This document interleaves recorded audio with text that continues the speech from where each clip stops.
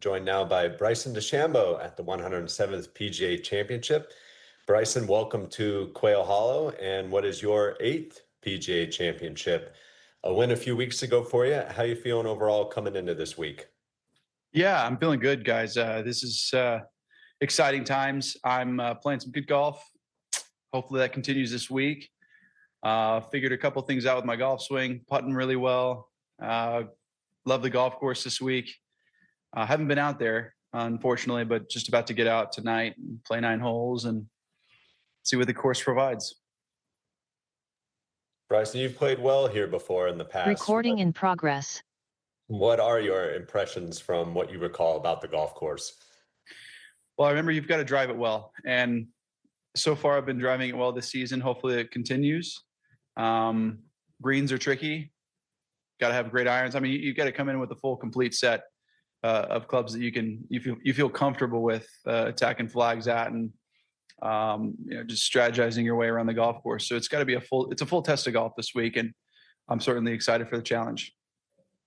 For sure. Thank you. We'll open it up for questions. We're going to start with one in the chat from Aaron. Bryson, as someone who is very much centered on the numbers of the game, how much will this early week weather during practice round times impact your numbers, especially when it comes to how precise you are with ball speed on the greens?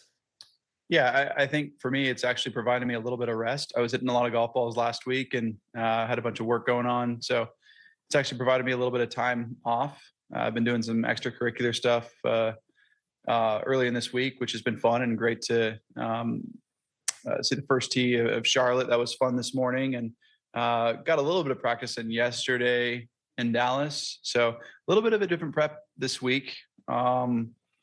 But considering, the wetness and everything, I'm just going to go out to the driving range and use the foresight to see how far the golf ball goes. I'll get my speed numbers on the greens and be ready to go. Juan Guillen, go ahead. Bryson, how are you? So Good. this an excitement that you've been able to generate over the last majors and even during the season with YouTube, with your followers and all that. I mean, something very special happened in Augusta a few weeks ago.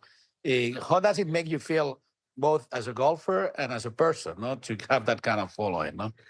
I'm very glad to be a part of the journey. Very thankful, very blessed. I didn't even think a few years ago that we could get this far, and I'm just honored and glad to have a big support system behind me. I'm talking my family and friends, and then it's great to see all the fans out there coming out, supporting, yelling my name, and talking about the latest YouTube video I just put out and our team put out. So it's quite fun, and it really gives me perspective out there when I'm under intense pressure and somebody yells out, hey, let's do a break 50, or I love the video with John Daly, or whatever. It really sets me back into a positive mind frame going, okay, I know why I'm doing this. And a quick follow-up, you were really close last year, and you being a major winner too. I mean, what's the difference between being very close and getting it? No, a little bit of luck and 1 or 2 shots here and there going your way. You making a putt from 7-8 feet.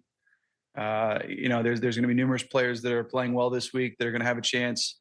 Sometimes it's just a little wind off the left or off the right that makes the ball go somewhere different or closer to the hole, or sometimes it's a miss hit shot that ends up close to the hole. So a little bit of fortune, but also paired with a lot of skill over 72 holes of golf, and you have to combine all that together and to have a chance to win. And that's what Xander did so well yesterday or last year. That's what Xander did well, and I didn't get the job done because of 1 or 2 shots. Just is what it is. Thank you. Ron Green, go ahead.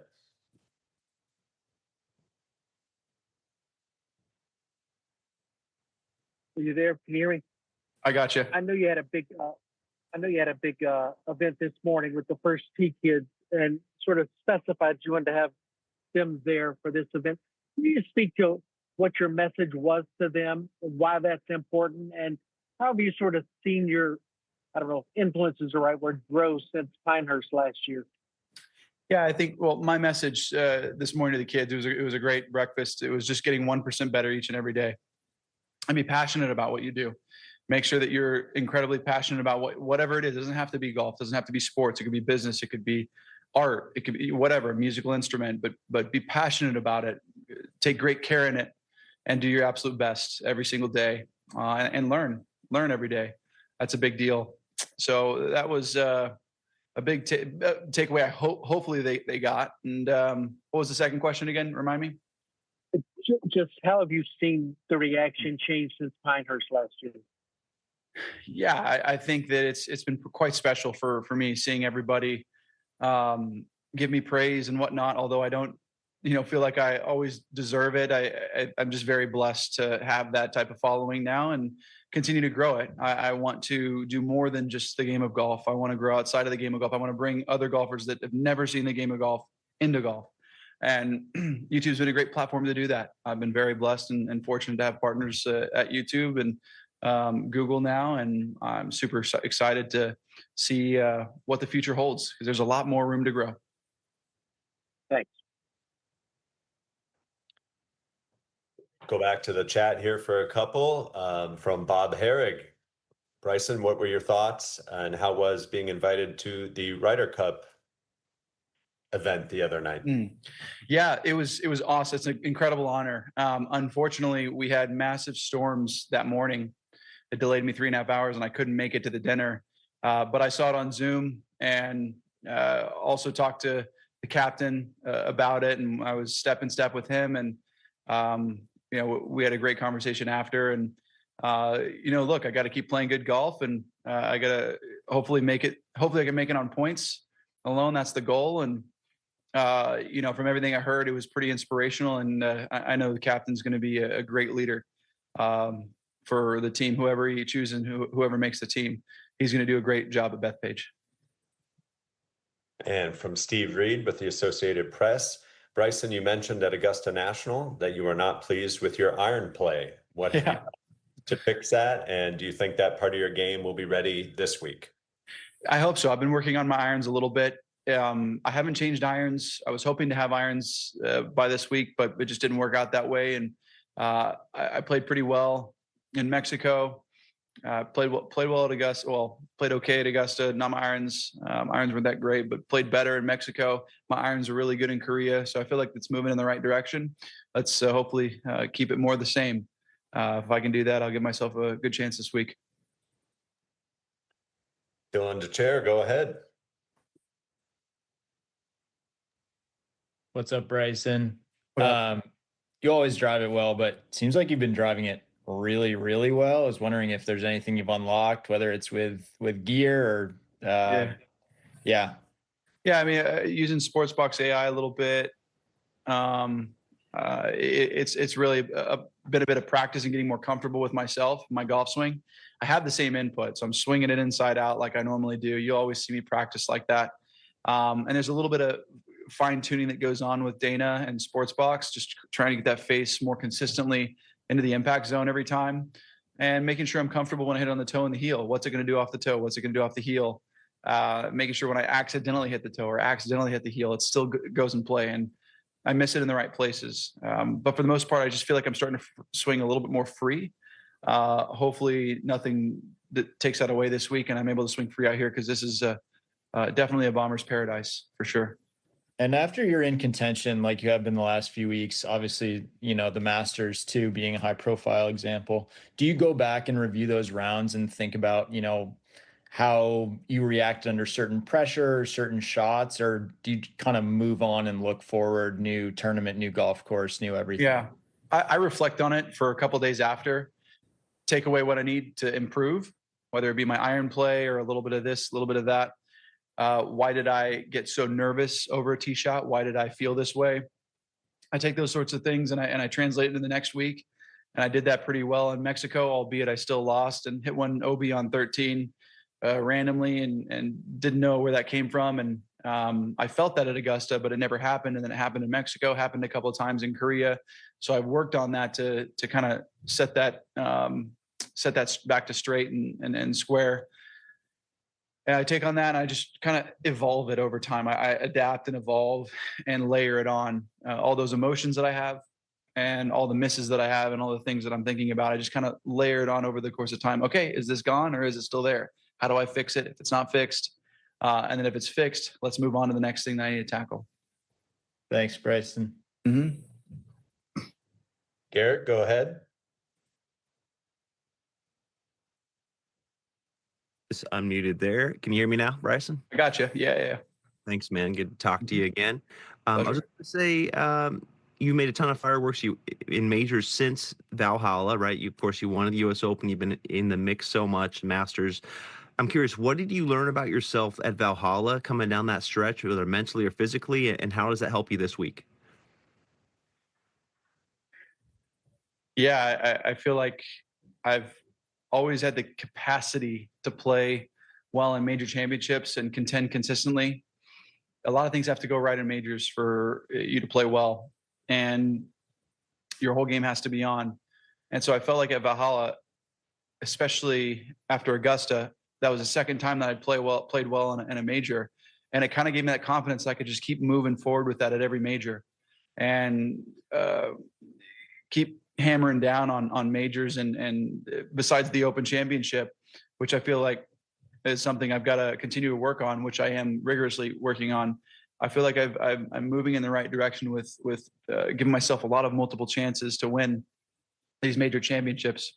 So I felt like at Valhalla last year, it was more of an assurance of saying, hey, I can do this, and I can do this for a long time, God willing. So I'm going to continue to just try and play my best golf.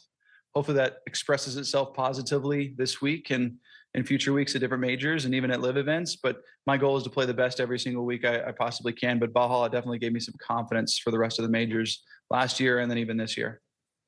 Hey, thanks, man. Thank you. Got time for a few more. We'll go to Shane Ryan next. Shane?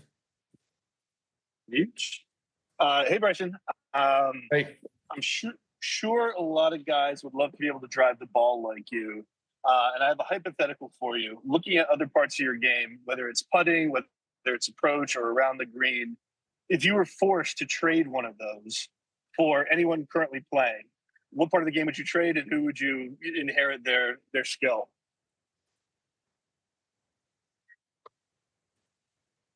I would probably take whoever the best wedger is right now from like 110 yards to like 60, 50 yards. I feel like I'm pretty good from 40 yards in, but that area is where I'd trade it with somebody that's really good in that area. I haven't really researched that.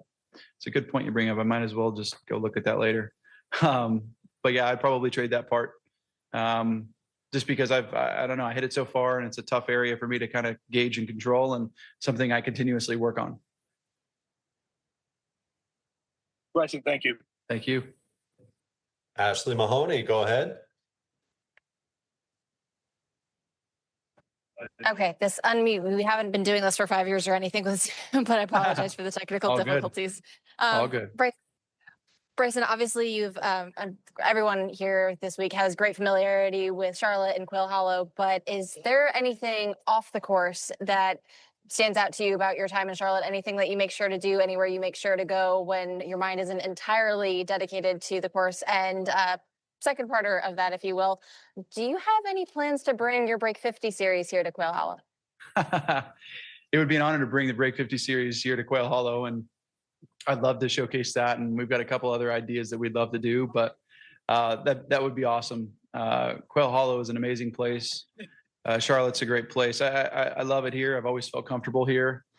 Even when I was on here, was playing here on the PGA Tour, I felt really comfortable. And I remember, funny side little note, I thought I missed the cut and I was flying back, and halfway through, this is the last time I played, flying through the air, I found out, I was going to make the cut.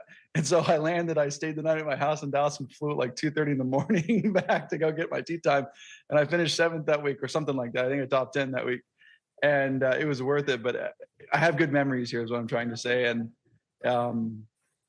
it's a lot of fun when I come back here. I feel comfortable. I've got some great friends around here that I've developed good relationships with. And yeah, it's just a place I feel pretty comfortable. Thank you so much. Thank you. Adam Shupak. Hey, Bryson, I was just curious, why do you think Rory's had so much success here? I do believe you have to have a lot of distance out here. Rory's a great driver of the golf ball, and his iron play is great too. I think it's a golf course that sets up for his shot shapes pretty well, and I think it sets up well for mine too. So we'll see. Maybe I do well, maybe I don't, but I'm certainly going to give it my all, and I know Rory is, and hopefully we can have another go at it again, like the Masters.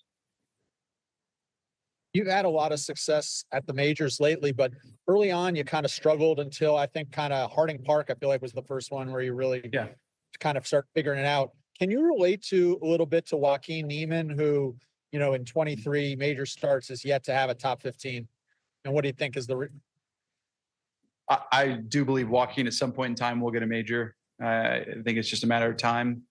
Not if I have anything to say about that, but he's an incredible golfer. Won a bunch on live. His form is incredible. It's not easy to win in majors. It's just a different elevation and feeling. And he's young, so he's got a lot of time. There is a likeness to it. I think he's a great, successful player. There's still some learning to do, and a lot of it's not really material. You can't really define exactly what it is until you get in that position enough times, you get comfortable enough, and you do it. One of them being Sergio. I mean, Sergio was so close so many times and finally won the Masters, and it just happens. All 72 holes, pretty much. So, did you try to cut? Were you going to ask something? No, that just thanks for answering those. Oh, yep, no problem.